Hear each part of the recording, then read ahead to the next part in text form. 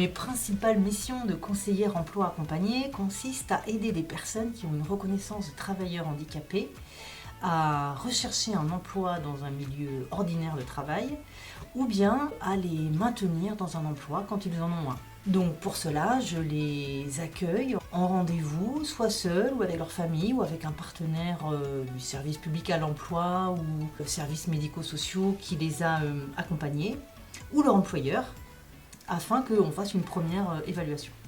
Quand le projet est bien défini, le conseiller emploi accompagné peut se rendre avec les personnes sur leur lieu de stage afin de déposer des candidatures et prévenir l'employeur ou le futur recruteur de son handicap et éventuellement de ses besoins de compensation. Les temps de travail d'équipe sont très importants. Nous en avons tous les 15 jours et ils nous permettent d'évoquer les situations, l'organisation et les stratégies à mettre en place pour accompagner au mieux les personnes et les employeurs.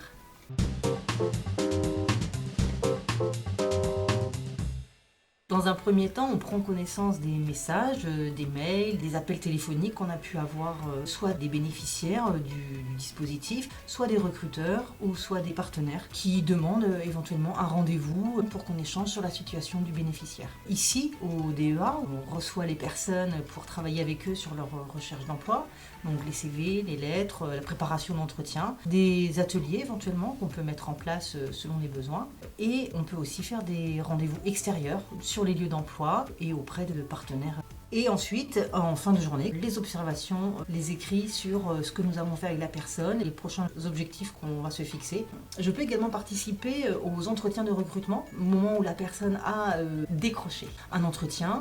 On peut l'accompagner avec l'accord de l'entreprise où la personne se présentera elle-même et ses compétences. Et nous pourrons aussi présenter le dispositif, les situations de handicap, les moyens de compensation à l'employeur, le fait qu'il n'est pas seul s'il y a des difficultés.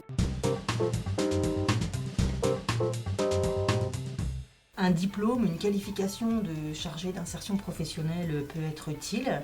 Un diplôme dans l'éducation spécialisée peut être aussi utile pour acquérir toutes les compétences techniques de relation d'aide, relation d'écoute et capacité également à utiliser toutes les techniques pour accompagner des personnes en recherche d'emploi. Ensuite, il faut des qualités de réactivité. Quand la personne appelle ou un partenaire appelle, il faut être en mesure de se rendre disponible très rapidement pour y répondre. Il nous faut une certaine organisation pour pouvoir anticiper les rendez-vous et les suivre.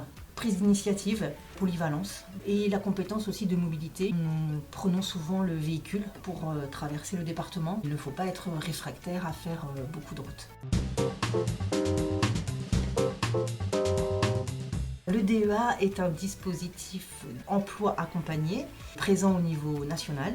Sur l'Eure-et-Loir, il a été créé en 2018 en partenariat avec les PEP et l'association Vers l'autonomie qui se sont regroupés pour répondre à ce besoin de droit commun de travailleurs en situation de handicap qui voulaient à la fois chercher un emploi ou se maintenir en emploi. Les personnes accompagnées ont des situations de handicap qui relèvent plus de troubles psychiques, de troubles autistiques et de troubles cognitifs. Nous pouvons également travailler avec des sortants d'ESAT. Actuellement, sur le dispositif d'Eure-et-Loir, nous sommes 3 conseillères à temps plein sur le département et nous suivons 54 personnes.